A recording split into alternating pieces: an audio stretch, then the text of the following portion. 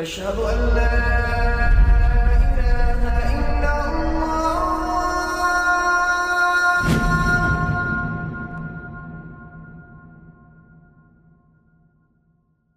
Raindrops media পরিবেশিত audio lecture series সেইরাহ। এই সিরিজে আলোচিত হবে পৃথিবীর বুকে শ্রেষ্ঠতম মানুষ রাসূলুল্লাহ মুহাম্মদ সাল্লাল্লাহু আলাইহি ওয়াসাল্লামের জীবন কথা। ইন্নাল হামদুলিল্লাহ ওয়াসসালাতু ওয়াসসালামু আলা রাসূলিল্লাহ ওয়া আলা আলিহি ওয়া আসহাবিহি ওয়া সাল্লামা তাসলিমান কাসীরান মাজিদান ইলা ইয়াউমিদ্দিন, আম্মা বা'দ। সিরা সিরিজে আজকে আমাদের আলোচনা হলো খন্দকের যুদ্ধ। বদর আর উহুদের পর সবচেয়ে গুরুত্বপূর্ণ হলো এই খন্দক বা আহজাবের যুদ্ধ। খন্দকের যুদ্ধ ইসলামের ইতিহাস মোড় ঘুরিয়ে দেয়া একটি যুদ্ধ। এই যুদ্ধ যতটা না ছিল ঢাল তলোয়ারের যুদ্ধ, তার চাইতে বেশি ছিল স্নায়ুযুদ্ধ বা মনস্তাত্ত্বিক যুদ্ধ। এই যুদ্ধে মুসলিমদের যে সংকটের মুখোমুখি দাঁড় হতে হয় তা আর কখনো হতে হয়নি, না এর আগে না এর পরে। বলা যেতে পারে মদিনায় আসার পর মুসলিমদের অবস্থা এই যুদ্ধের মতো এতটা সঙ্গীন আর কখনোই হয়নি। উহুদের যুদ্ধে মুসলিমদের একটা বড় বিপর্যয় হয়েছিল। উহুদের পর বেশ কিছু আরব মুশরিক গোত্র মুসলিমদের সাথে বিশ্বাসঘাতকতা করে হত্যা করে। মক্কা বিজয়ের পর হুনাইনের যুদ্ধে মুসলিমরা বেশ বিপদে পড়েছিল, কিন্তু এগুলোর কোনোটি খন্দকের যুদ্ধের সাথে তুলনা করা যায় না। কারণ যে দীর্ঘ সময় ধরে খন্দকের যুদ্ধে মুসলিমদের অবরুদ্ধ হয়ে থাকতে হয়েছিল সেটা আর কখনো হয়নি। খন্দকের যুদ্ধে যত বড় বাহিনী মুসলিমদের অবরোধ করে রেখেছিল তেমনটাও আর কখনো হয়নি। খন্দকের যুদ্ধে মুসলিমদের খুব প্রাণহানি হয়েছে ব্যাপারটা এরকম নয়, কিন্তু আমরা আগেই বলেছি যুদ্ধ মানেই কেবল রক্তারক্তি কিংবা মুখোমুখি সংঘর্ষ নয়। যুদ্ধ হলো মনোবল নিয়ে টিকে থাকা, প্রতিরোধের চেতনা ধারণ করা, চাপের মুখে ভেঙে না পড়া, ভয় পেয়ে পিছিয়ে না যাওয়া। এই গুণগুলো যুদ্ধের ময়দানে বিজয়ের জন্য খুব গুরুত্বপূর্ণ। খন্দকের যুদ্ধে মুসলিমরা তাদের সর্বোচ্চ সমরশক্তি প্রয়োগ করেনি, বরং তাদের সর্বোচ্চ মানসিক শক্তি প্রয়োগ করেছে। মুসলিমরা এই যুদ্ধে নতুন কোনো ভূমি দখল করেনি, কাফিরদের বড় বড় নেতাকে হত্যা করেনি, গনিমতও লাভ করেনি, কিন্তু তবুও এই যুদ্ধে মুসলিমরা জয়ী। কারণ এই যুদ্ধে চাপের মুখে টিকে থাকতে পারাটাই ছিল জয়। যারা এত বড় সম্মিলিত একটি বাহিনীর বিরুদ্ধে মদিনার মতো ছোট একটি শহরে এত দিন ধরে অবরুদ্ধ অবস্থায় টিকে থাকতে পারে, তারাই সত্যিকারে জয়ী। টিকে থেকেই তারা প্রমাণ করেছে তাদের হারানো সম্ভব নয়। আল্লাহ তাআলা মুসলিমদের এই যুদ্ধে ঈমান আর ধৈর্যশক্তির যথার্থ পুরস্কার দিয়েছেন। খন্দকের যুদ্ধের পর কুরাইশরা আর কখনো মুসলিমদের আক্রমণ করার সাহস কিংবা সামর্থ্য কোনোটাই রাখেনি। খন্দকের পর পাশার দান উল্টে গেছে, মুসলিমরাই বরং হয়ে ওঠে আক্রমণাত্মক, আর কুরাইশদের শক্তি ক্রমশই দুর্বল হতে থাকে। আমাদের আলোচনা শুরু করা যাক খন্দকের যুদ্ধ সংঘটিত হবার প্রেক্ষাপট নিয়ে। খন্দকের যুদ্ধ সংঘটিত হয় হিজরি ৫ম বর্ষের শাওয়াল মাসে। আমরা আগে আলোচনা করেছি ইহুদি গোত্র বনু নাজিরকে মদিনা থেকে বের করে দেওয়ার সময় তাদের বাক্সপেটরা ধনদৌলত নিয়ে আশ্রয় নিয়েছিল খাইবারে। ইহুদিরা মুসলিমদের প্রতি শত্রুতা করে কখনো ক্লান্ত হয়নি। খাইবারে এসেও তারা মুসলিমদের বিরুদ্ধে নতুন করে ষড়যন্ত্র করতে শুরু করে। তারা পুরো পরিস্থিতি বিশ্লেষণ করল। ইতোপূর্বে দুটি যুদ্ধে কুরাইশরা মুসলিমদের পরাজিত করতে পারেনি। ৩০০-র বিরুদ্ধে ১,০০০ সেনা নিয়ে বদরে কুরাইশরা শোচনীয়ভাবে পরাজিত হয়েছে। উহুদে ৭০০ মুজাহিদদের বিরুদ্ধে কুরাইশরা প্রায় ৩,০০০ সেনা নিয়ে যুদ্ধে অংশ নেয়। এই যুদ্ধে তারা মুসলিমদের ক্ষতি করতে পারলেও তারা নিজেরাও যথেষ্ট ক্ষতির শিকার হয়েছে এবং মদিনায় তারা প্রবেশ করতে পারেনি। এদিকে মদিনার ভেতরে বনু কায়নুকা মুসলিমদের বিরুদ্ধে বিদ্রোহ করার চেষ্টা করে সফল হতে পারেনি। বনু নাজির রাসূলুল্লাহ সাল্লাল্লাহু আলাইহি ওয়াসাল্লামকে হত্যা করতে গিয়ে ব্যর্থ হয়েছে। দুই গোত্রের কেউই বিদ্রোহ করে কোনো সুবিধা করতে পারেনি। বনু নাজিরের শক্তিশালী দুর্গ ছিল, তারা আশা করেছিল মুসলিমরা এই দুর্গ জয় করতে পারবে না, কিন্তু সেই দুর্গও তাদেরকে বাঁচাতে পারেনি। আল্লাহর ইচ্ছায় মুসলিমরা তাদেরকে পরাজিত করতে সক্ষম হয়েছে। মদিনার ভেতরে যেসব মুনাফিক ছিল তারাও এসব বিদ্রোহে কোনো কার্যকরী ভূমিকা রাখতে পারেনি। আরবের বেদুইন গোত্রগুলো মুসলিমদের বিরুদ্ধে কিছু পদক্ষেপ নিলেও মদিনার প্রতিরক্ষা ব্যবস্থাকে চ্যালেঞ্জ করার মতো কোনো শক্তি তাদের কারোরই ছিল না। আমরা দেখতে পাচ্ছি হিজরি ৫ম বর্ষে ইসলামী রাজনৈতিক শক্তি এমন একটি পর্যায়ে উপনীত হয়েছে যে এককভাবে কোনো শক্তির পক্ষেই সম্ভব হচ্ছিল না মদিনার ইসলামী রাষ্ট্রের পতন ঘটানোর। তাই এবার খায়বারে বসে বনু নাজিরের ইহুদিরা একটি শক্তিশালী আঞ্চলিক জোট গঠন করার পরিকল্পনা করল। যেহেতু এককভাবে কেউ কিছু করতে পারছে না, কাজেই মুসলিমদের অগ্রগতি দমন করতে হলে জোট বাঁধতে হবে, এটাই ছিল তাদের সিদ্ধান্ত। জোট গঠনের এই উদ্দেশ্যে তাদের নেতারা মক্কায় সফর করে। সফরের প্রতিনিধি দলে ছিল সালাম ইবেন আবি আল হুকাইক, হুয়াই ইবেন আখতাব, কুনানা ইবেন আর রাবি, হাউজা ইবেন কায়েস প্রমুখ নেতৃবৃন্দ। সফরের উদ্দেশ্য সফল হয়। কোরায়েশ, গতাফান ও তাদের আরও কিছু মিত্রশক্তি একটি সম্মিলিত সামরিক জোট গঠনের মাধ্যমে মদিনা আক্রমণের সিদ্ধান্ত নেয়। কোরাইশদের জন্য ছিল বাঁচা মরার লড়াই।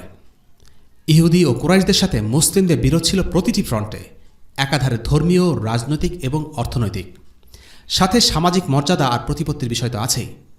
তারা জানত আজ হোক কাল হোক মুসলিমরা মক্কা দখল করবেই। শুধু মক্কা বা আরব বিশ্ব নয়, মুসলিমদের একটি বৈশ্বিক মিশন আছে। তারা তাদের আদর্শকে রাজনৈতিকভাবে প্রতিষ্ঠা করতে চায়। তাই আজকে যদি কুরাইশরা মুসলিমদের হারাতে না পারে, তবে কাল মুসলিমরা কুরাইশদের পরাজিত করবে। তবে এই যুদ্ধে গতাফান গোত্রের ব্যাপারটা ভিন্ন। তাদের এই জোটে অংশ নেবার একটাই কারণ, অর্থনৈতিক স্বার্থ। স্রেফ মদিনার গনিমতের মালে ভাগ পেলেই তারা খুশি। এই সম্মিলিত জোট সৈন্য ছিল প্রায় 10,000, যার 6,000ই সরবরাহ করে বনু গতাফান এবং তাদের মিত্রশক্তি। এই মিত্রশক্তির মধ্যে অনেক ছোট ছোট গোত্র ছিল যারা টাকা পয়সা, অস্ত্র, ঘোড়া দিয়ে এই যুদ্ধে অংশ নিয়েছিল। জোটের চুক্তি অনুসারে নির্ধারণ করা হয়েছিল গতাফানের লোকেরা যুদ্ধে জিতলে তারা খায়বারের 1 বছরের খেজুর পাবে। টাকাই ছিল এই যুদ্ধে অংশ নেবার মূল উদ্দেশ্য। অন্যদিকে 10,000-এর মধ্যে আর বাকি 4,000 সৈন্য সরবরাহ করে কোরাইশ ও তাদের মিত্রশক্তি। ইহুদিদের নিজস্ব তেমন কোনো লোকবল ছিল না, তবে তারা ছিল এই পরিকল্পনার মূল কারিগর। এ যুদ্ধে তারা আরও একটি পরিকল্পনা বাস্তবায়ন করেছিল, আর সেটি হচ্ছে মদিনার অভ্যন্তরে ইহুদি গোত্র বনু কোরাইজাকে বিদ্রোহ করার জন্য রাজি করা। তারা মদিনাকে 10,000 সৈন্য সমেত আক্রমণ করা যথেষ্ট মনে করল না। একই সাথে তারা মদিনার ভেতরে অবস্থিত একমাত্র ইহুদি গোত্রকেও একই সময়ে বিদ্রোহ করার প্রস্তাব দিয়েছিল, যেন মুসলিমরা ভেতর বাহির দুই দিক থেকেই চাপের মুখে পড়ে যায়। এই যুদ্ধের আগে ইহুদি এবং মুশরিকদের মধ্যে যে বৈঠক হয়েছিল, সেই বৈঠকের একটি ঘটনা সিরাতের কিতাবে উল্লেখ করা হয়েছে। আমরা জানি ইলম আর পাণ্ডিত্যের কারণে ইহুদিদের আরবরা সমীহ করত। তারা পড়াশোনা করত, তাদের মাঝে আলিম ছিল, তাদের ধর্মীয় গ্রন্থ ছিল, যে কারণে আরবের মুশরিকরা রাজনৈতিক শক্তি আর ক্ষমতার বিচারে ইহুদিদের থেকে এগিয়ে থাকলেও মুশরিকদের মনে নিজেদের ধর্ম নিয়ে কিছুটা ইনফিরিয়রিটি কমপ্লেক্স বা হীনমন্যতা কাজ করত, আর ইহুদিদের তারা বিশেষ সম্মান দিত। এই বৈঠকে মক্কার মুশরিকরা ইহুদিদের একটি প্রশ্ন করে, আচ্ছা, তোমরা তো ধর্মের ব্যাপারে অনেক জ্ঞান রাখো, একটা কথা বলো তো, কারা সঠিক পথে আছে, আমরা নাকি মুহাম্মদ? ইহুদিরা তখন উত্তর দেয়, তোমরাই সঠিক পথে আছো। আল্লাহ আজ্জা ওয়া জাল আয়াত নাজিল করলেন, ألم تر إلى الذين أوتوا نصيبا من الكتاب يؤمنون بالجبت والطاغوت ويقولون للذين كفروا هؤلاء أهدى من الذين آمنوا سبيلا أولئك الذين لعنهم الله ومن يلعن الله فلن تجد له نصيرا। তুমি কি তাদেরকে দেখোনি যারা কিতাবের কিছু অংশ প্রাপ্ত হয়েছে, যারা মান্য করে প্রতিমা ও শয়তানকে এবং কাফিরদেরকে বলে যে এরা মুসলমানদের তুলনায় অধিকতর সরল সঠিক পথে রয়েছে? এরা হলো সে সমস্ত লোক যাদের উপর লানত করেছেন আল্লাহ তাআলা স্বয়ং। বস্তুত আল্লাহ যার উপর লানত করেন, তুমি তার কোনো সাহায্যকারী খুঁজে পাবে না। সূরা আন-নিসা আয়াত 51 এবং 52। আকীদা বা বিশ্বাসের বিবেচনায় ইহুদি ও মুসলিমদের মধ্যে বেশ কিছু মিল রয়েছে। ইহুদিরা ভালো করে জানত মুসলিমরা বিশুদ্ধ তাওহীদে বিশ্বাস করে। অন্যদিকে মুশরিকদের সাথে তাওহীদের যোজন যোজন দূরত্ব, বিষয়টা মুশরিকরাও বুঝত, আর বুঝত বলেই তাদের মনে প্রশ্ন জেগেছিল, দুই ধর্মের মধ্যে এত মিল থাকা সত্ত্বেও ইহুদিরা কেন মুসলিমদের বিরোধিতা করছে আর মুশরিকদের পক্ষ নিচ্ছে? এর উত্তর হচ্ছে ইহুদিদের অন্তরে প্রবল হিংসা। শুধুমাত্র হিংসা, শত্রুতা আর অন্ধ বিদ্বেষে তারা মূর্তি পূজারী কুরাইশদের ধর্মকে সঠিক বলে ফতোয়া দিতেও দ্বিধাবোধ করল না। অন্যদিকে ইহুদিদের কাছ থেকে মনমতো ফতোয়া পেয়ে কুরাইশরাও বিপুল উৎসাহে যুদ্ধের প্রস্তুতি নিতে শুরু করে। সামরিক এই জোট গঠনের খবর আল্লাহ রসুল সাল্লাল্লাহু আলাইহি ওয়াসাল্লামের অজানা ছিল না। ইহুদিদের একটি দল খাইবার থেকে কোন উদ্দেশ্যে মক্কায় গেছে, তাদের প্রস্তাবনা কী ছিল, সেগুলো সবই আল্লাহ রসুল সাল্লাল্লাহু আলাইহি ওয়াসাল্লাম জানতে পেরেছিলেন। কেননা নবীজি সাল্লাল্লাহু আলাইহি ওয়াসাল্লামের চাচা আল আব্বাস ইবনে আব্দুল মুত্তালিব রাদিয়াল্লাহু আনহু মক্কায় থাকতেন আর মক্কার তথ্য নবীজির কাছে সরবরাহ করতেন। তিনি বদর যুদ্ধের আগে কিংবা পরে মুসলিম হয়েছিলেন, কিন্তু তার ইসলাম গ্রহণের খবর কুরাইশরা জানত না। নবীজি সাল্লাল্লাহু আলাইহি ওয়াসাল্লাম তাকে মক্কায় থাকতে বলেন, যেন কুরাইশদের ব্যাপারে তথ্য মদিনায় পাঠাতে পারেন। আল আব্বাস রাদিয়াল্লাহু আনহু ছাড়াও নবীজির আরও কিছু গুপ্তচর ছিল, যারা কোথায় কি হচ্ছে সে ব্যাপারে চোখ কান খোলা রাখতেন এবং নিয়মিত তথ্য সরবরাহ করতেন। সামরিক জোটের খবর রাসূলুল্লাহ সাল্লাল্লাহু আলাইহি ওয়াসাল্লাম জানার পর জরুরি ভিত্তিতে বরাবরের মতো শুরা ডাকলেন। এই পরিস্থিতিতে করণীয় নিয়ে সাহাবীদের সাথে পরামর্শ হবে। মুসলিমরা এমন পরিস্থিতিতে কখনো পড়েনি। এর আগে কুরাইশরা এসেছিল ৩,০০০ সৈন্য নিয়ে, এবার আসছে একটি জোট বাহিনী যাদের সংখ্যা আগের বারের চাইতে ৩ গুণেরও বেশি, ১০,০০০।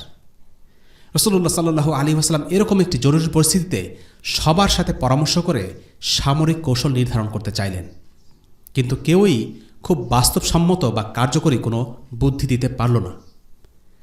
এবার মুখ খুললেন সালমান আল ফারসি রাদিয়াল্লাহু আনহু। এই সেই সাহাবী যিনি সত্যের সন্ধানে বহু দেশ ঘুরে অবশেষে ইসলামের দেখা পেয়েছিলেন। তিনি হঠাৎ তার দেশের কথা তুললেন, পারস্যের অভিজ্ঞতার কথা। বললেন, ইয়া আল্লাহ রসুল, আমি যখন পারস্যে ছিলাম তখন ঘোড়সওয়ারি শত্রুর আক্রমণের আশঙ্কা থাকলে পরিখা খনন করতাম। আমার মনে হয় আপনি এই পরিকল্পনাটি বিবেচনা করে দেখতে পারেন। প্রস্তাবটি শুনেই রাসূলুল্লাহ সাল্লাল্লাহু আলাইহি ওয়াসাল্লামের মনে ধরল। বাকি সাহাবীদেরও বেশ পছন্দ হলো। আরবে এই কৌশল প্রচলিত ছিল না, কিন্তু পরিস্থিতি বিবেচনায় এটি ছিল সবচেয়ে কার্যকরী কৌশল। রাসূলুল্লাহ সাল্লাল্লাহু আলাইহি ওয়াসাল্লাম দেরি না করে পরিখা বা খাদ খননের জায়গা নির্বাচন করার জন্য বের হয়ে পড়লেন। সব কিছু পর্যবেক্ষণ করার পর পরিখা খননের জন্য বেছে নেওয়া হলো মদিনার উত্তর দিকটা। এই দিকটাতেই শত্রুপক্ষের আক্রমণ করার সম্ভাবনা সবচাইতে বেশি। মদিনার পূর্ব ও পশ্চিম দুই দিকেই পাথুরে পাহাড়ি অঞ্চল, আর দক্ষিণে ঘন সন্নিবেশিত ঘরবাড়ি এবং কৃষিজমি। অর্থাৎ মদিনার উত্তর দিকটাই ছিল সবচাইতে অরক্ষিত। তবে মদিনার আরও একটি দিক ছিল যে অংশটা ভৌগোলিক বিবেচনায় নিরাপদ হলেও রাজনৈতিক পরিস্থিতির কারণে পুরোপুরি নিরাপদ ছিল না, আর সেটি হল মদিনার দক্ষিণ পশ্চিমাংশ, যেখানে ছিল বনু কোরাইজা গোত্রের দুর্গ। বনু কোরাইজা ছিল মদিনার শেষ ইহুদি গোত্র। তারা মুসলিমদের সাথে চুক্তিবদ্ধ ছিল যে তারা মুসলিমদের সাথে যুদ্ধ করবে না এবং বাহিরের কোনো শত্রুর সাথে জোটবদ্ধ হবে না, এবং মুসলিমদেরকে আক্রমণ করলে তারা মুসলিমদের পক্ষ নেবে। এই চুক্তি নবায়নও করা হয়েছিল। কিন্তু যেহেতু অন্য দুই ইহুদি গোত্র বনু কায়নুকা এবং বনু নাজির ইতোপূর্বে বিশ্বাসঘাতকতা করেছে, তাই এই সম্ভাবনা উড়িয়ে দেয়া যাচ্ছিল না যে বনু কোরাইজাও একই কাজ করতে পারে। তাই তাদেরকে পুরোপুরি বিশ্বাস করা সম্ভব হচ্ছিল না। এই কারণে আল্লাহ রসুল সাল্লাল্লাহু আলাইহি ওয়াসাল্লাম কিছু সাহাবীদের পাঠিয়ে দিলেন মদিনার দক্ষিণ পশ্চিম দিকটা নজরে রাখার জন্য, যেন সেদিক থেকে কোনো বিপদ না আসে। পরিখা বা খাদ খনন শুরু করার আগে রাসূলুল্লাহ সাল্লাল্লাহু আলাইহি ওয়াসাল্লাম প্রথমে নারী ও শিশুদের নিরাপত্তা নিশ্চিত করেন। তাদেরকে বনু হারিসা দুর্গে পাঠিয়ে দেন যেন তারা নিরাপদে থাকে। এরপর শুরু হলো পরিখা খনন। পরিখা খনন খুব কঠিন একটা কাজ। আরবের লোকদের এই কাজে কোনো অভিজ্ঞতাও নেই। সীমিত লোকবল নিয়ে অল্প সময়ের মধ্যে এই কাজ করা তো রীতিমতো অসম্ভব ব্যাপার। তার উপর সংকটের এমন মুহূর্তে শৃঙ্খলা বজায় রাখতে পারা সহজ নয়। কিন্তু রাসূলুল্লাহ সাল্লাল্লাহু আলাইহি ওয়াসাল্লামের অসাধারণ ব্যবস্থাপনায় পরিখা খননের কাজটি সহজ হয়ে গেল। সাহাবীদের 10 জনের ছোট ছোট দলে ভাগ করে দিলেন।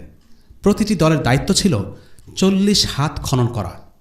এভাবে করে পুরো উত্তর দিক জুড়ে নিয়োজিত হলো প্রায় সাহাবীদের অনেকগুলো দল। এই পরীক্ষাটি কত বড় ছিল সেটির ব্যাপারে আমাদের কাছে নিশ্চিত তথ্য নেই। তবে উপমহাদেশের আলেম ডক্টর মোহাম্মদ হামিদুল্লাহর মতে এই পরীক্ষাটি ছিল প্রায় 5.5 কিলোমিটার দীর্ঘ, 9 মিটার প্রশস্ত এবং 4.5 মিটার গভীর। খননের কাজ শুরু হলো খুব প্রতিকূল এক আবহাওয়ায়। প্রচণ্ড শীত, কনকনে বাতাস, এরই মাঝে চলছে ঠুকঠুক করে মাটি খনন। রাসূলুল্লাহ সাল্লাল্লাহু আলাইহি ওয়াসাল্লামের অনুমতি ছাড়া কারো জায়গা থেকে সরার অনুমতি নেই। 9 জন মাটি কাটে, 1 জন পাহারা দেয়। এভাবে করে পালাবদল করে কাজ চলতে থাকে। মাটি কাটার জন্য কোনো যন্ত্র নেই অত্যাধুনিক কোনো ব্যবস্থা। নিজ হাতে মাটি খুঁড়ে সেগুলোকে বহন করে নিয়ে যেতে হচ্ছে। শারীরিক কষ্ট তো আছেই, তার উপর যোগ হয়েছে প্রচণ্ড মানসিক চাপ আর শঙ্কা, যে কোনো মুহূর্তে শত্রুরা চলে আসতে পারে। নেতা ও সামরিক কমান্ডাররা সাধারণত পরিকল্পনা, ব্যবস্থাপনা আর নির্দেশ প্রদান করেই ক্ষান্ত হয়। কিন্তু রাসূলুল্লাহ সাল্লাল্লাহু আলাইহি ওয়াসাল্লাম নেতার আসনে বসে থাকেননি, নিজেই নেমে পড়লেন পরীক্ষা খননে। পৃথিবীর কজন নেতা অনুসারীদের কাঁধে কাঁধ মিলিয়ে ছোটখাটো কাজ করে? রাসূলুল্লাহ সাল্লাল্লাহু আলাইহি ওয়াসাল্লাম করেছিলেন। সারা বিশ্বের নেতা হয়ে তিনি মাটি কেটেছেন। তার চোখ, মুখ, গা ধুলোয় ধূসরিত হয়েছে। তবে শুধু গায়ের জোরে কতক্ষণ টেকা যায়?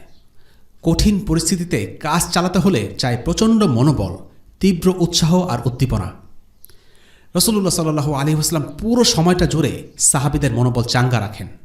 আব্দুল্লাহ ইবনে রাওয়াহা রাদিয়াল্লাহু আনহু কবিতা আবৃত্তি শুরু করেন। আনাস বিন মালিক রাদিয়াল্লাহু আনহু সেই দিনের বর্ণনা দিয়ে বলেন, আনসার ও মুহাজিরগণ একদিন ভোরে তীব্র শীতের মধ্যে পরীক্ষা খনন করছিলেন। তাদের কোনো কৃতদাস ছিল না যে যাদেরকে দিয়ে এই কাজ করিয়ে নেবেন। রাসূলুল্লাহ সাল্লাল্লাহু আলাইহি ওয়াসাল্লাম বের হয়ে পরীক্ষা খননের স্থানে উপস্থিত হলেন। সাহাবীদের ক্ষুধায়, ক্লিষ্টতা ও কষ্ট দেখে বললেন, আল্লাহুম্মা ইন্নাল আইশা আইশুল আখিরা ফাগফিরলি আনসারা ওয়া মুহাজিরা। হে আল্লাহ, নিশ্চয়ই আখিরাতে সুখী প্রকৃত সুখ, তুমি আনসার ও মুহাজিরদেরকে ক্ষমা করে দাও। সাহাবীরা উত্তরে বললেন, নাহনুল্লাযীনা বায়াহু মুহাম্মাদা আলাল জিহাদি মা বাকিনা আবাদা। আমরা তো বায়াত করেছি মুহাম্মদ সাল্লাল্লাহু আলাইহি ওয়াসাল্লামের হাতে, জিহাদ করব, লড়ে যাব দেহে যতদিন প্রাণ থাকে। সে সময় সাহাবীদের খাবার হিসেবে বরাদ্দ ছিল 1 মুঠো জব। বাসি চর্বিতে মিশিয়ে সেই জব রান্না করা হতো। বড় বিশাল সেই খাবার, বড় দুর্গন্ধময়। সহিহ বুখারীতে বারা ইবনে আযির রাদিয়াল্লাহু আনহু থেকে বর্ণিত, তিনি বলেন, আমি রাসূলুল্লাহ সাল্লাল্লাহু আলাইহি ওয়াসাল্লামকে খন্দকের মাটি বহনরত অবস্থায় দেখেছি। এই মাটি বহন করার কারণে তার মুবারক দেহ ধূলিধূসরিত হয়ে উঠেছিল। এই অবস্থায় আব্দুল্লাহ ইবনে রাওয়াহা রাদিয়াল্লাহু আনহু একটি কবিতা আবৃত্তি করলেন। সেটি হল, হে আল্লাহ, তোমার অনুগ্রহ ছাড়া আমরা হিদায়াত পেতাম না, সাদাকা করতাম না, সালাত আদায় করতাম না। কাজেই তুমি আমাদের উপর শান্তি বর্ষণ করো, কাফেরদের মোকাবেলায় আমাদের দৃঢ় রেখো। তারা তো আমাদের বিরুদ্ধে যুদ্ধে লোকদেরকে উস্কে দিয়েছে। যদি তারা ফিতনা সৃষ্টি করতে চায় তবে আমরা কখনোই মাথা নত করব না। নেতৃত্বের এক অসাধারণ দৃষ্টান্ত সেদিন রচিত হল। আল্লাহ রাসূল সাল্লাল্লাহু আলাইহি ওয়াসাল্লাম কবিতা পড়ছেন, সাহাবীরাও সমবেত কণ্ঠে কবিতা আবৃত্তি করে পরস্পরকে অনুপ্রাণিত করছেন। এভাবে সম্মিলিত প্রচেষ্টার মাধ্যমে পরীক্ষা খননের কাজ সহজ হয়ে ওঠে। আল্লাহ তাআলা এই আন্তরিক মানুষগুলোর ব্যাপারে আয়াত নাজিল করলেন। ইন্নামাল মুমিনুনা আল্লাযীনা আমানু বিল্লাহি ওয়া রাসূলিহি ওয়া ইযা কানু মা'আহু আলা আমরিন জামি'in لم يذهبوا حتى يستأذنوه إن الذين يستأذنونك أولئك الذين يؤمنون بالله ورسوله فإذا استأذنوك لبعض شأنهم فأذن لمن شئت منهم واستغفر لهم الله إن الله غفور رحيم। মুমিন তো তারাই যারা আল্লাহর ও রাসূলের প্রতি বিশ্বাস স্থাপন করে এবং রাসূলের সাথে কোনো সমষ্টিগত কাজে শরীক হলে তার কাছে অনুমতি গ্রহণ না করে চলে যায় না। যারা আপনার কাছে অনুমতি প্রার্থনা করে তারাই আল্লাহ ও তার রাসূলের প্রতি বিশ্বাস স্থাপন করে। অতএব তারা আপনার কাছে তাদের কোনো কাজের অনুমতি চাইলে আপনি তাদের মধ্যে যাকে ইচ্ছা অনুমতি দিন এবং তাদের জন্য আল্লাহর কাছে ক্ষমা প্রার্থনা করুন। আল্লাহ ক্ষমাশীল, মেহেরবান। সূরা আন-নূর আয়াত ৬২। জিহাদ এমন একটি পরিস্থিতি তৈরি করে যেখানে মুমিন ও মুনাফিকদের আচরণে পার্থক্য স্পষ্ট হয়। জিহাদের ব্যাপারে মুনাফিকদের কখনোই মুমিনদের মতো উৎসাহ থাকবে না। খন্দকের যুদ্ধে জরুরি প্রয়োজনে মুমিনরা রাসূলুল্লাহ সাল্লাল্লাহু আলাইহি ওয়াসাল্লামের অনুমতি নিয়ে কাজ থেকে বিরতি নিতেন। প্রয়োজন মেটাতে শহরের ভেতরে যেতেন এবং দ্রুত চলে আসতেন। অন্যদিকে মুনাফিকরা ছোটখাটো অজুহাত নিয়ে কাজে ফাঁকি দিতে থাকে, এমনকি অনুমতি না নিয়েই ভেতরে চলে যায়। আল্লাহ তাদের ব্যাপারে বলেছেন, রাসূলের আহ্বানকে তোমরা তোমাদের একে অপরের আহ্বানের মতো গণ্য করো না। আল্লাহ তাদেরকে জানেন যারা তোমাদের মধ্যে চুপিসারে সরে পড়ে। অতএব যারা তার আদেশের বিরুদ্ধাচরণ করে তারা এই বিষয়ে সতর্ক হোক যে বিপর্যয় তাদেরকে স্পর্শ করবে অথবা যন্ত্রণাদায়ক শাস্তি তাদেরকে গ্রাস করবে। সূরা নিসা আয়াত ৬৩। সাহাবীরা পরিখা খননের কাজ শেষ করলেন। কুরাইশ ও গতাফান বাহিনী মদিনার কাছে চলে আসে। আসার পর পরিখা দেখে তারা হতচকিত হয়ে যায়। তারা এরকম কিছুই আশা করেনি। তারা ভাবছিল ১০,০০০ সৈন্য নিয়ে হামলা চালিয়ে খুব সহজে মদিনা দখল করে ফেলবে। তাদের মনোবলে কিছুটা ভাটা পড়ে গেল, কেননা তারা এসেছিল সর্বাত্মক হামলার প্রস্তুতি নিয়ে। তারা চাচ্ছিল মদিনা এসেই দ্রুত আক্রমণ চালিয়ে মদিনা দখল করে ফেলবে। অবরোধ করে মদিনার পতন ঘটানোর কোনো উদ্দেশ্য তাদের ছিল না। কিন্তু যেহেতু মুসলিমরা ইতোমধ্যেই পরিখা খনন করে ফেলেছে, তাই তারা মদিনা অবরোধ করার সিদ্ধান্ত নিল। অন্যান্য যুদ্ধের মতো এই যুদ্ধেও দ্বন্দ্বযুদ্ধের ঘটনা ঘটেছিল, অর্থাৎ দুইজন যোদ্ধা প্রথমে যুদ্ধ করবে। কাফিরদের একটি ছোট্ট দল পরিখার একটি সংকীর্ণ অংশ পার হতে সক্ষম হয়, কিন্তু আলী রাদিয়াল্লাহু আনহু এবং কয়েকজন সাহাবী তাদেরকে আটকে দেন। তখন আমর ইবনে আব্দুল উদ দ্বন্দ্বযুদ্ধের আহ্বান জানায়। আমর ইবনে আব্দুল উদ ছিল কুরাইশদের এক জনপ্রিয় বীর যোদ্ধা। সে মুসলিমদের উদ্দেশ্যে দ্বৈত যুদ্ধের জন্য চ্যালেঞ্জ করে, কে আছে আমার সাথে লড়বে? আলী রাদিয়াল্লাহু আনহু এগিয়ে গেলেন। রাসূলুল্লাহ সাল্লাল্লাহু আলাইহি ওয়াসাল্লামকে বললেন, আমি যেতে চাই আল্লাহ রসুল। রাসূলুল্লাহ বললেন, তুমি যেও না, ও হলো আমর ইবনে আব্দুল উদ। আমর ছিল বেশ শক্তিশালী প্রতিপক্ষ, তাই রাসূলুল্লাহ সাল্লাল্লাহু আলাইহি ওয়াসাল্লাম আলীকে নিরুৎসাহিত করলেন। আমর তখন টিটকারি মেরে বলল, কি হলো, তোমাদের কি একজনও নেই? কোথায় তোমাদের সেই জান্নাত যেখানে তোমরা শহীদ হলে যেতে পারবে? আলী রাদিয়াল্লাহু আনহু আবার উঠে দাঁড়ালেন, কিন্তু রাসূলুল্লাহ না করলেন।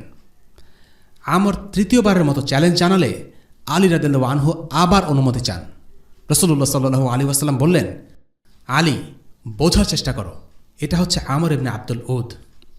আলী রাদিয়াল্লাহু আনহু বললেন, হোক, তবুও আমি লড়তে চাই। এরপর রাসূলুল্লাহ সাল্লাল্লাহু আলাইহি ওয়াসাল্লামের অনুমতি পেয়ে আলী এগিয়ে গেলেন দ্বৈত যুদ্ধে। আমর আলীকে জিজ্ঞেস করল, কে তুমি? আলী রাদিয়াল্লাহু আনহু বললেন, আমি আলী। আব্দে মানাফের ছেলে আলী? না, আমি আবু তালিবের ছেলে আলী। দেখো ভাতিজা, তোমার চাচা গোছের কেউ নেই লড়াই করার জন্য?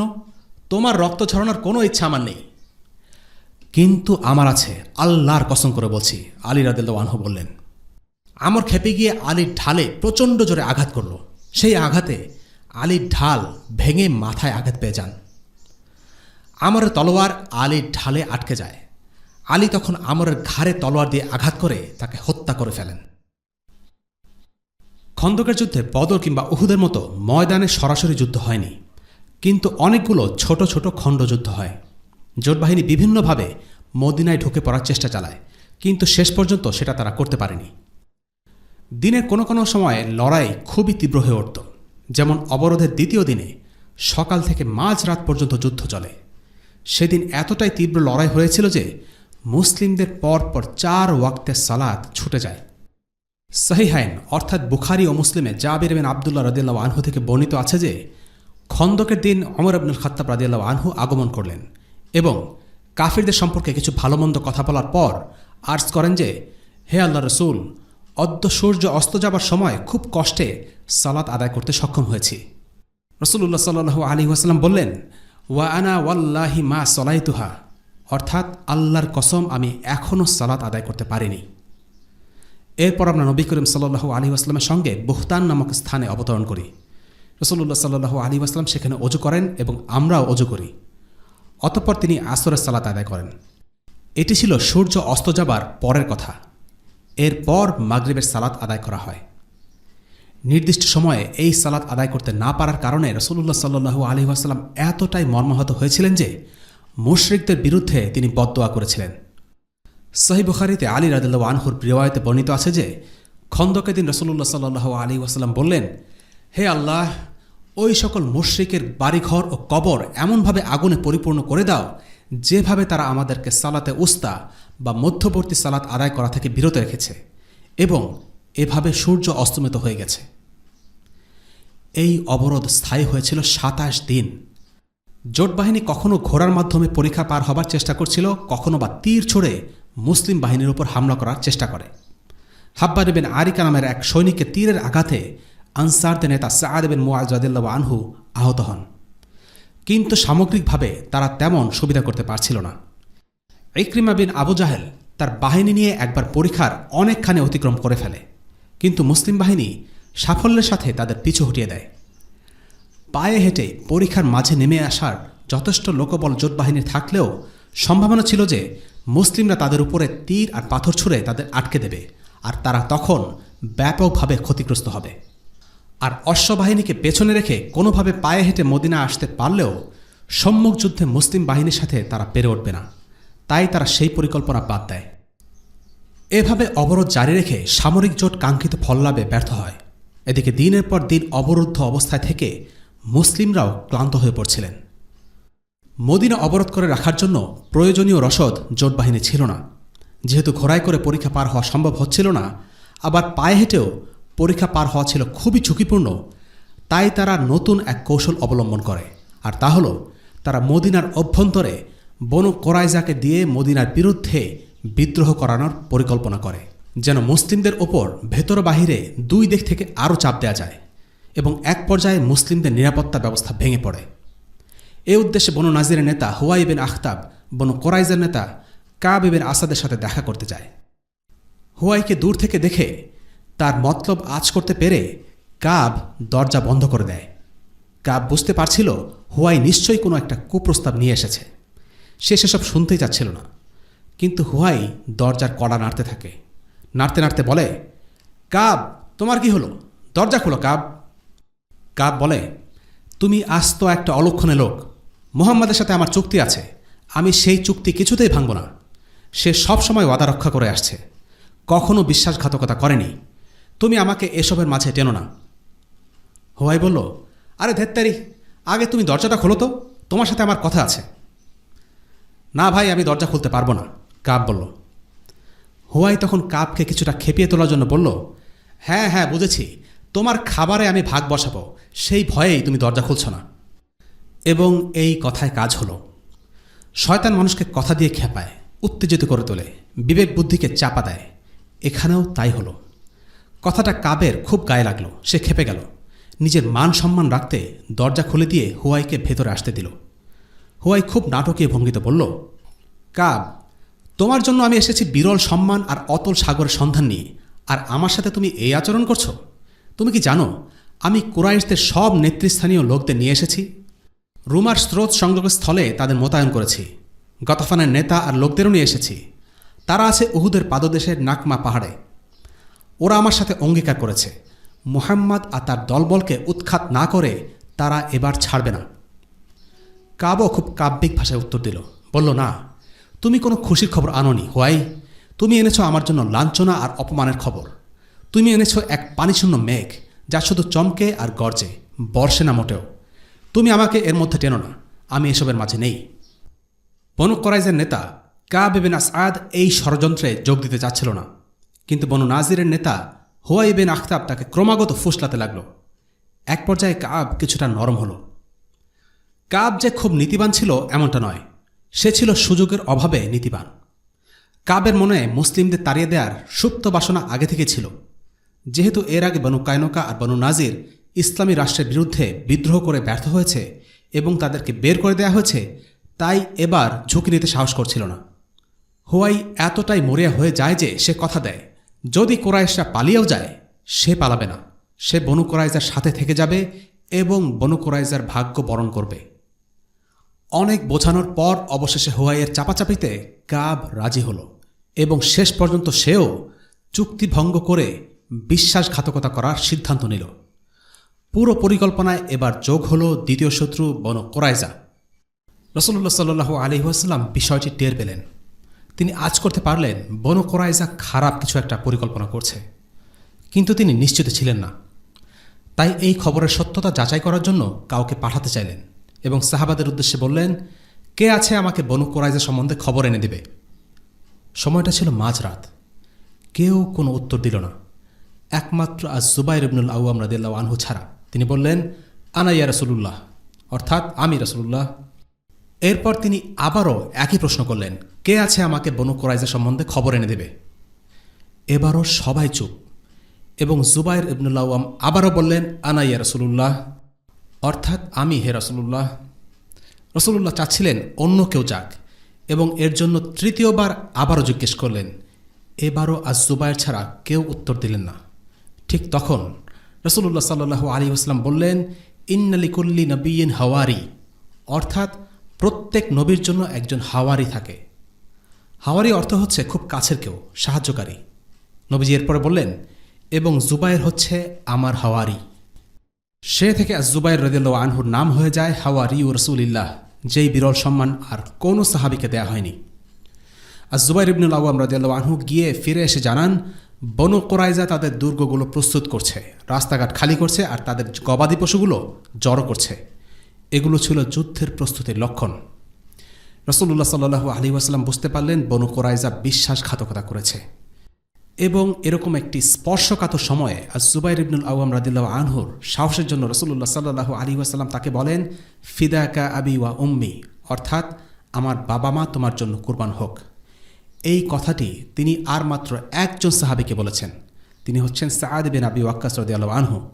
উহুদের ময়দানে যখন শত্রুরা সবাই ঘিরে ফেলেছিল রাসূলুল্লাহ সাল্লাল্লাহু আলাইহি ওয়াসাল্লামকে, তিনি তীরগুলো কুড়িয়ে দিচ্ছিলেন এবং সাআদকে বলছিলেন, ইরমি ইয়া সাআদ ফিদাকা আবি ওয়া উম্মি, অর্থাৎ তীর ছোড়ো সাআদ, আমার বাবা মা তোমার জন্য কোরবান হোক। কিন্তু এর পরেও রাসূলুল্লাহ সাল্লাল্লাহু আলাইহি ওয়াসাল্লাম শতভাগ নিশ্চিত হতে চাইলেন। তাই এবার সাআদ বিন মুআজ, সাআদ বিন উবাদা, আব্দুল্লাহ ইবন রাওয়াহা এবং খাওয়াত ইবন জুবাইর রাদিয়াল্লাহু আনহুম এই চারজন সাহাবীকে খোঁজ নেওয়ার জন্য পাঠান।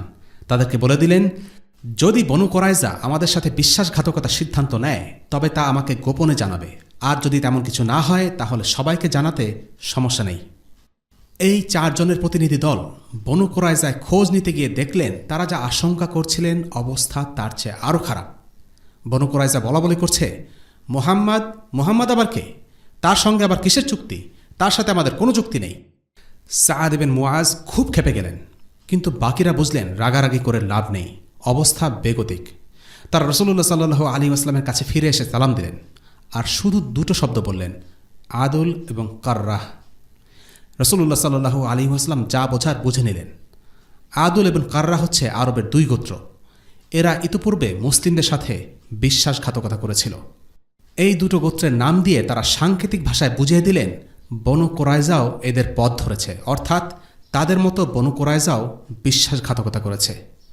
রাসূলুল্লাহ সাল্লাল্লাহু আলাইহি ওয়াসাল্লাম পাল্টা ব্যবস্থা হিসেবে সালামা ইবনে আসলাম রাদিয়াল্লাহু আনহুর নেতৃত্বে 200 এবং যায়েদ ইবনে হারিসা রাদিয়াল্লাহু আনহুর নেতৃত্বে 300 সৈন্যের দুটো বাহিনী পাঠালেন বনু কোরাইজার এলাকায়। উদ্দেশ্য ছিল বনু কোরাইজাকে ইঙ্গিত দেওয়া মুসলিমরা মোটেও ভেঙে পড়েনি, বরং তাদের জবাব দিতে প্রস্তুত। তারা জোরে জোরে বলতে লাগলেন, আল্লাহু আকবার, যেন তাদের অন্তরে ভয়ের সঞ্চার হয়। ইতোমধ্যে জোটের প্রতি নিজেদের সমর্থন ব্যক্ত করতে বনু কোরাইজা 20টি উট বোঝাই খাদ্যদ্রব্য জোট বাহিনীর কাছে পাঠানোর চেষ্টা করে, কিন্তু মুসলিমরা সেগুলো আটক করে। ইবনে ইসহাকের বর্ণনা সূত্রে জানা যায় যে সাফিয়া বিনতে আব্দুল মুত্তালিব রাদিয়াল্লাহু আনহা হাসসান ইবনে সাবিত রাদিয়াল্লাহু আনহুর ফারে নামক দুর্গের মধ্যে অবস্থান করছিলেন। মহিলা এবং শিশুদের সঙ্গে হাসসানও সেখানে ছিলেন। সাফিয়া বললেন, আমাদের নিকটবর্তী স্থান দিয়ে একজন ইহুদি গমন করল এবং দুর্গের চারদিকে ঘোরাফেরা করতে লাগল। এটি হচ্ছে সেই সময়ের ঘটনা যখন বনু কোরাইজা রাসূলুল্লাহ সাল্লাল্লাহু আলাইহি ওয়াসাল্লামের সঙ্গে সম্পাদিত অঙ্গীকার ভঙ্গ করে চুক্তির শর্তাবলী থেকে নিজেদের মুক্ত করে নিয়েছিল। আর আমাদের এবং তাদের মধ্যে এমন কেউই ছিল না যে তাদের আক্রমণ প্রতিরোধ করতে পারে। রাসূলুল্লাহ সাল্লাল্লাহু আলাইহি ওয়াসাল্লাম মুসলিমগণকে নিয়ে শত্রুদের মোকাবেলায় ব্যস্ত ছিলেন, আমাদের নিকট আসতে পারতেন না। এজন্য আমি বললাম, হে হাসান, আপনি তো দেখতে পাচ্ছেন এই ইহুদি আমাদের দুর্গের চারদিকে ঘোরাফেরা করছে। আল্লাহর কসম, আমি আশঙ্কা করছি যে এই ব্যক্তি অন্যান্য ইহুদিদেরকে আমাদের দুর্বলতা সম্পর্কে সচেতন করে দেবে। এদিকে রাসূলুল্লাহ সাল্লাল্লাহু আলাইহি ওয়াসাল্লাম ও সাহাবায়ে কেরাম শত্রুর মোকাবেলায় এতটাই ব্যস্ত রয়েছেন যে তারা আমাদের সাহায্যার্থে এগিয়ে আসতে পারবেন না, সুতরাং আপনি তাকে গিয়ে হত্যা করে আসুন। উত্তরে হাসান বললেন, আল্লাহর কসম, আপনি জানেন যে আমি এই কাজের লোক নই। সাফিয়া বিনতে আব্দুল মুত্তালিব অর্থাৎ জুবাইর ইবনুল আওয়ামের মা তখন বললেন, আমি এখন নিজেই কোমর বাঁধলাম, তারপর স্তম্ভের একটি কাঠ নিলাম এবং দুর্গ হতে বের হয়ে ওই ইহুদির কাছে গেলাম। অতঃপর ওই কাঠ দ্বারা আঘাত করে তার রফাদফা শেষ করে দিলাম এবং দুর্গে ফিরে আসলাম। এসে হাসান রাদিয়াল্লাহু আনহুকে বললাম, যান, এখন তার অস্ত্রশস্ত্র এবং আসবাবপত্রগুলো নিয়ে আসুন। সে পুরুষ লোক বলে আমি তার অস্ত্র খুলিনি। আমার এই কথা শুনে হাসান বললেন, তার অস্ত্র এবং আসবাবপত্রের আমার কোনো প্রয়োজন নেই। প্রকৃত ব্যাপার হচ্ছে, মুসলিম শিশু এবং মহিলাগণের হেফাজতের উপর রাসূলুল্লাহ সাল্লাল্লাহু আলাইহি ওয়াসাল্লামের ফুপুর ওই ঝুঁকিপূর্ণ পদক্ষেপের অত্যন্ত গভীর এবং তাৎপর্যপূর্ণ প্রভাব প্রতিফলিত হয়েছে। এই পদক্ষেপের ফলে সাধারণ ইহুদিদের মনে এই ধারণা সৃষ্টি হয়েছিল যে এই দুর্গবাসীদের রক্ষণাবেক্ষণের জন্য সৈন্য মোতায়েন করা হয়েছে এবং এ কারণেই তারা দুর্গের উপর চড়াও হওয়ার সাহস করেনি। অথচ দুর্গের মধ্যে তখন কোনো সৈন্যই ছিল না। পরিস্থিতি ক্রমেই সংকটময় হয়ে উঠল। মদিনার উত্তরে 10,000 বহিরাগত সৈন্য আর মদিনার ভেতরে বনু কুরাইজার বিদ্রোহ। মদিনার নারী ও শিশুরা ইহুদিদের খুব কাছে অবস্থান করছে, কিন্তু তাদের যথেষ্ট নিরাপত্তাও নেই। এই পরিস্থিতিতে কী ছিল মুসলমানদের অবস্থা, কেমন ছিল তাদের অনুভূতি? একজন ইতিহাস রচয়িতা ঘটনা বর্ণনা করেন, কিন্তু ঐতিহাসিক চরিত্রগুলোর মনের ভিতরে কী ঘটছে তা জানা তার পক্ষে সম্ভব না। খন্দকের যুদ্ধে মুসলিমদের মনের অবস্থা বর্ণনা করেছেন স্বয়ং আল্লাহ আযজা ওয়া জাল। إذ جاءوكم من فوقكم ومن أسفل منكم وإذ زاغت الأبصار وبلغت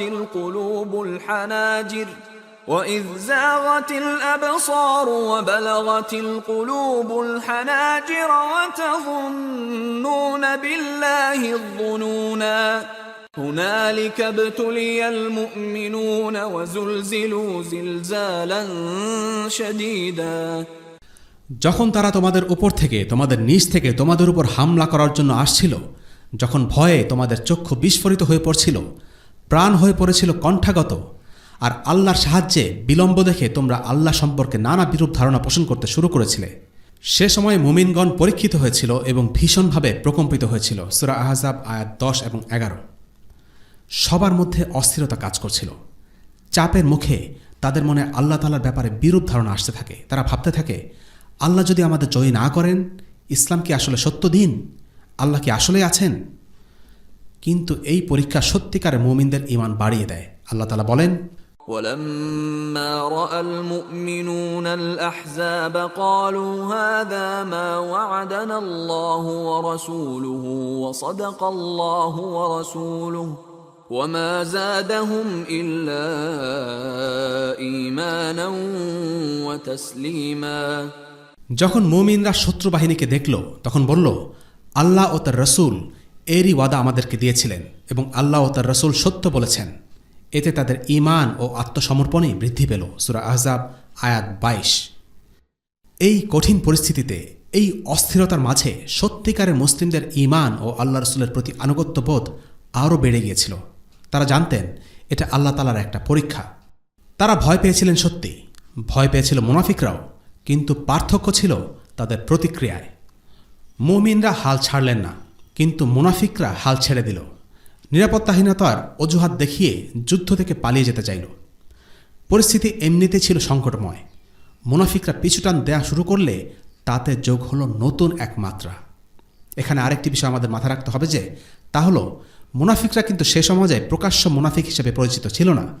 তাদেরকে বাকিরা মুসলিমই মনে করত। তারা 5 ওয়াক্ত নামাজও পড়ত। হয়তো তাদের আচরণ দেখে কিছুটা আঁচ করা যেত, কিন্তু তারা মুসলিমদের সাথেই থাকত। একটি সংকটময় পরিস্থিতিতে যখন সবার এক হয়ে থাকা প্রয়োজন, তখন কেউ যদি আলাদা হয়ে যায়, সেটা সবার উপরেই নেতিবাচক প্রভাব ফেলে। বিপদের মুহূর্তে একজন পিছুটান দিলে বাকিরাও সাহস হারাতে শুরু করে। মানুষের মনস্তত্ত্ব এভাবেই কাজ করে। যেমন যুদ্ধের সময় বা কঠিন পরিস্থিতিতে সবাই হয়তো অনেক কষ্ট করেছে, পরিশ্রম করেছে। এমন সময় যদি কেউ বলে বসে, আর পারছি না, এত কষ্ট করে কী লাভ, তখন এই ধরনের কথা সবার উপরেই বিরূপ প্রতিক্রিয়া সৃষ্টি করে, কাজের উদ্যম নষ্ট করে দেয়। এখানেও এমনটি হচ্ছিল। কিছু মুসলিম যারা ভেতরে ছিল মুনাফিক, তারা নানান অজুহাত দেখিয়ে যুদ্ধক্ষেত্র ছেড়ে চলে যেতে চাইছিল। মুআত্তাব ইবনে কুশাইর নামের এক মুনাফিক রাগ ঢাক না রেখেই বলল, মুহাম্মদ তো আমাদের কিসরা আর সিজারের ধনদৌলতে স্বপ্ন দেখিয়েছিল, আর এখন পরিস্থিতি এমন যে শান্তিতে পায়খানায় যাব সেই অবস্থাও নেই। কেউ কেউ এসে বলল, আমাদের ঘরবাড়ি তো অনিরাপদ অবস্থায় পড়ে আছে, আমাদেরকে যেতে দিন, আমরা চলে যাই। হতাশা, ভীরুতা, বিশ্বাসঘাতকতা, দোষারোপ ও নিন্দা করা, এগুলো হচ্ছে মুনাফিকদের ট্রেডমার্ক। সামান্য বিপদে পড়লে তারা ভেঙে পড়ে, হাল ছেড়ে দেয়, শত্রুদের কাছে গিয়ে আশ্রয় চায় এবং মুজাহিদদের দোষারোপ করা শুরু করে। সেই যুদ্ধে মুনাফিকদের মনোভাব, আচরণ ও প্রতিক্রিয়া কেমন ছিল তা আল্লাহ তাআলা বর্ণনা করেছেন। وَإِذْ قَالَت طَّائِفَةٌ مِّنْهُمْ يَا أَهْلَ يَثْرِبَ لَا مُقَامَ لَكُمْ فَارْجِعُوا وَيَسْتَأْذِنُ فَرِيقٌ مِّنْهُمُ النَّبِيَّ يَقُولُونَ إِنَّ بُيُوتَنَا عَوْرَةٌ وَمَا هِيَ بِعَوْرَةٍ إِن يُرِيدُونَ إِلَّا فِرَارًا। আর স্মরণ করো, যখন মুনাফিকরা এবং যাদের অন্তরে রোগ আছে তারা বলছিল, আল্লাহ ও তার রসূল আমাদেরকে যে ওয়াদা দিয়েছিলেন তা ধোঁকা ছাড়া আর কিছুই নয়। এবং যখন তাদের একদল বলেছিল, হে ইয়াসরিববাসী, দাঁড়াবার মতো কোনো আর জায়গা নেই, কাজেই তোমরা ফিরে চলো। তাদের একটি অংশ তোমাদের কাছে এই বলে অনুমতি চাইছিল যে আমাদের ঘরবাড়িগুলো সব অরক্ষিত, অথচ সেগুলো অরক্ষিত ছিল না, পলায়ন করাই ছিল তাদের ইচ্ছা। সূরা আহজাব আয়াত 13। মুনাফিকরা বলছিল তাদের ঘরবাড়িগুলো ছিল অরক্ষিত, তাদের বাড়ি যেতে হবে। কিন্তু আল্লাহ বলছেন তাদের ঘরবাড়ি মোটেও অরক্ষিত ছিল না, বরং তারা আসলে যুদ্ধক্ষেত্র থেকে পালিয়ে যেতে চাইছিল, আর তাই নানা রকম অজুহাত পেশ করছিল। পরের আয়াতে আল্লাহ তাআলা বলেন, وَلَوْ دُخِلَتْ عَلَيْهِمْ مِنْ أَقْطَارِهَا ثُمَّ سُئِلُوا الْفِتْنَةَ لَآتَوْهَا وَمَا تَلَبَّثُوا بِهَا إِلَّا يَسِيرًا وَلَقَدْ كَانُوا عَاهَدُوا اللَّهَ مِنْ قَبْلُ لَا يُوَلُّونَ الْأَدْبَارَ وَكَانَ عَهْدُ اللَّهِ مَسْئُولًا قُل لَّن يَنفَعَكُمُ الْفِرَارُ إِن فَرَرْتُم مِّنَ الْمَوْتِ أَوِ الْقَتْلِ وَإِذًا لَّا تُمَتَّعُونَ إِلَّا قَلِيلًا। যদি শত্রুপক্ষ চারদিক থেকে শহরে প্রবেশ করে তাদের সাথে মিলিত হতো, অতঃপর বিদ্রোহ করতে প্ররোচিত করত, তবে তারা অবশ্যই বিদ্রোহ করত এবং তারা মোটেই বিলম্ব করত না। অথচ এই লোকেরাই আল্লাহর সাথে অঙ্গীকার করেছিল যে তারা পৃষ্ঠ প্রদর্শন করবে না। তাদের জানা উচিত, আল্লাহর অঙ্গীকার সম্পর্কে জিজ্ঞাসা করা হবে। তোমরা যদি মৃত্যু অথবা হত্যা থেকে পলায়ন করতে চাও, তবে এই পলায়ন তোমাদের কোনো কাজে আসবে না, তখন তোমাদেরকে সামান্যই ভোগ করতে দেয়া হবে। সূরা আহজাব আয়াত 14-16। আল্লাহ বলছেন এই মুনাফিকদের বিশ্বাস কতটা অনড়বড়ে ছিল। আল্লাহ তাআলা বলছেন, যদি কাফিররা কোনোভাবে মদিনা দখল করে ফেলতো আর বলতো তোমরা ইসলাম ত্যাগ করো, তাহলে এই মুনাফিকরা তৎক্ষণাৎ সেটাই করত। এরপর আল্লাহ তাদের স্মরণ করিয়ে দিচ্ছেন তাদের একটি অঙ্গীকারের কথা। তারা অঙ্গীকার করেছিল যে তারা যুদ্ধক্ষেত্র থেকে কখনোই ত্যাগ করে পালিয়ে যাবে না। কিন্তু এই অঙ্গীকার ছিল মিথ্যা অঙ্গীকার। কেন একজন মুনাফিক জিহাদ থেকে পালিয়ে বাঁচতে চায়? এর কারণ হলো সে মৃত্যুকে ভয় পায়। সে মনে করে জিহাদে গেলে তার ক্ষতি হবে, সে মারা যাবে। কিন্তু আসলে কি তাই? আল্লাহ বলছেন এটা একটা ভ্রান্তি। যে দুনিয়ার আশায় একজন মুনাফিক আল্লাহর সাথে কৃত অঙ্গীকার ভঙ্গ করে পালিয়ে যায়, সে আশা আসলে একটা মিথ্যা আশা, একটা দুরাশা। আল্লাহ বলছেন, তোমরা যদি মৃত্যু অথবা হত্যা থেকে পলায়ন করতে চাও, তবে এই পলায়ন তোমাদের কোনো কাজে আসবে না। একজন মুনাফিক মনে করে সে যদি জিহাদে অংশ না নেয়, তাহলে সে দুনিয়ার জীবন আরাম আয়েশের সাথে ভোগ করবে। কিন্তু আল্লাহ বলছেন ভিন্ন কথা, তখন তোমাদেরকে সামান্যই ভোগ করতে দেয়া হবে।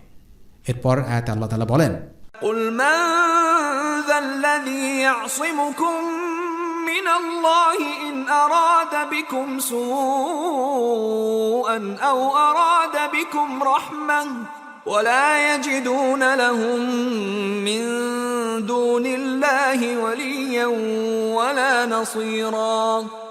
বলুন, কে তোমাদের আল্লাহ থেকে রক্ষা করবে যদি তিনি তোমাদের অমঙ্গল ইচ্ছা করেন অথবা তোমাদের প্রতি অনুকম্পার ইচ্ছা করেন?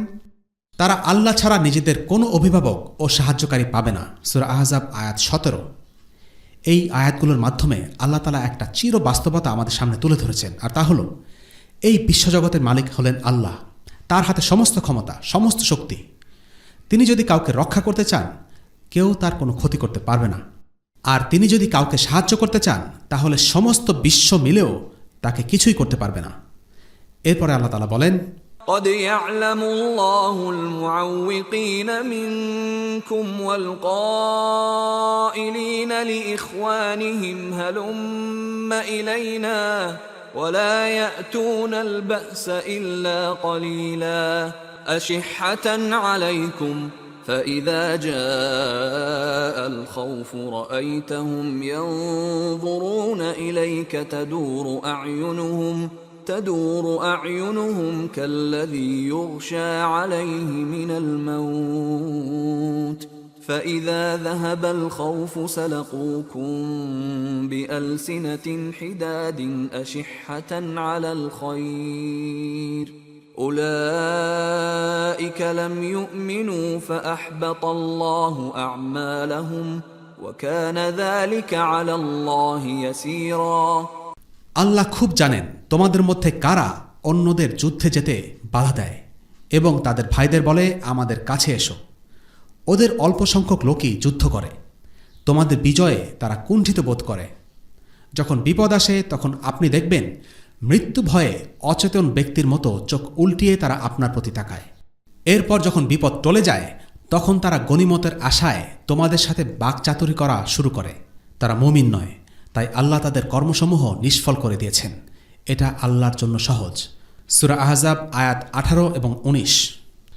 আল্লাহ বলছেন তিনি জানেন কারা মুনাফিক। তিনি জানেন কারা মানুষকে জিহাদের দিকে অনুৎসাহিত করে বলে জিহাদ ছেড়ে দাও, আমাদের সাথে থাকো, আরামে দিন কাটাও, ঝামেলায় জড়িও না। যখন বিপদ আসে তখন তারা আতঙ্কগ্রস্ত হয়ে যায়, কিন্তু যখন বিপদ কেটে যায় তখন তারা খুব সুন্দর সুন্দর কথা বলে। এরপরে আল্লাহ তাআলা বলছেন, يحسبون الأحزاب لم يذهبوا وإن يأتي الأحزاب يودوا لو أنهم بادون في الأعراب يسألون عن أنبائكم ولو كانوا فيكم ما قاتلوا إلا قليلا অবরোধ প্রত্যাহার সত্ত্বেও তারা মনে করে শত্রু বাহিনী চলে যায়নি। যদি শত্রু বাহিনী আবার এসে পড়ে তবে তারা কামনা করবে যে যদি তারা মরুভূমির বেদুইনদের সাথে থেকে যেতে পারত আর সেখানে বসে তোমাদের খবর নিতে পারত। যদিও ওরা এখনও তোমাদের মধ্যে আছে, কিন্তু এরা খুব কমই যুদ্ধে অংশ নেয়। সূরা আহজাব আয়াত 20। এই আয়াতগুলো থেকে কয়েকটি বিষয় লক্ষণীয়। 1 নম্বর, দিনের জন্য কষ্ট স্বীকার করতে মুনাফিকরা রাজি থাকে না। কঠিন পরিস্থিতিতে তারা আল্লাহর উপর ভরসা করে না, বরং আল্লাহ সম্পর্কে উদ্ভট সব কথা বলতে থাকে। কাফেরদের সামান্য চাপে তারা ইসলাম থেকে ছিটকে পড়ে। 2 নম্বর, মুনাফিকরা স্বার্থপর প্রকৃতির হয়। যে সময়টাতে মুসলিমদের এক হয়ে পরস্পরকে সাহায্য করা জরুরি ছিল, সেই সময় মুনাফিকরা নিজেদের গা বাঁচাতে ব্যস্ত হয়ে পড়ে, মৃত্যু ভয়ে অস্থির হয়ে যায়। বিপদের সময় তারা চোখ উল্টে ফেলে। যখন বিপদ কেটে যায় তখন গনিমতের মালের হিসাব করতে ব্যস্ত হয়ে পড়ে। 3 নম্বর, মৃত্যু অবধারিত, সুতরাং এই মৃত্যু থেকে মানুষ পালানোর যত চেষ্টা করুক না কেন কোনো লাভ নেই। মুনাফিকরা ভুল জায়গা থেকে সাহায্য আশা করছিল।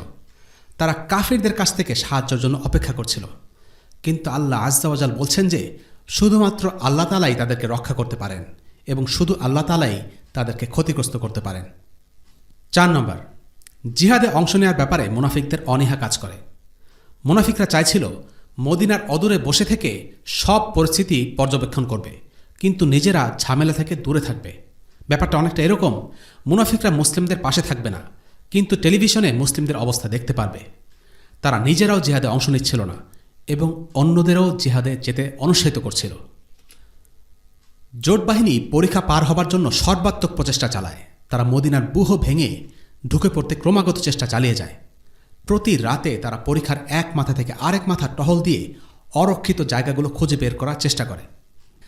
একবার খালিদ ইবনুল ওয়ালিদ তার ঘোড়সাওয়ারি দল নিয়ে পরীক্ষা অতিক্রম করার চেষ্টা করে, কিন্তু তাদেরকে থামিয়ে দেন উসাইদ ইবিন হুদাইরের 200 সেনার একটি দল। সেই খণ্ডযুদ্ধে তুফাইল ইবিন আন-নুমান শহীদ হন। তাকে বর্ষা ছুঁড়ে হত্যা করে হামজা রাদিয়াল্লাহু আনহুর হত্যাকারী ওয়াহশী। এই যুদ্ধে হাব্বান ইবিন আল আরিকার তীরের আঘাতে সাদ ইবিন মুআজ রাদিয়াল্লাহু আনহু আহত হন। এমনকি জোট বাহিনীর একটি দল একবার রাসূলুল্লাহ সাল্লাল্লাহু আলাইহি ওয়াসাল্লামের হেডকোয়ার্টারে হামলা চালানোর চেষ্টা করে। মুসলিমরা তাদের বিরুদ্ধে সারা রাত যুদ্ধ করে। তাদের সামাল দেওয়ার জন্য মুসলিমরা এতটাই ব্যস্ত হয়ে পড়েন যে তাদের আসরের সালাত ছুটে যায়। রাসূলুল্লাহ সাল্লাল্লাহু আলাইহি ওয়াসাল্লামেরও আসরের সালাত ছুটে যায়। এভাবে হামলা পাল্টা হামলা প্রতিরোধ এসব নিয়ে কেটে যায় প্রায় 20টি দিন।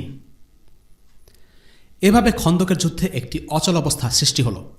দুই বাহিনীর কেউই কাউকে পরাস্ত করতে পারছে না।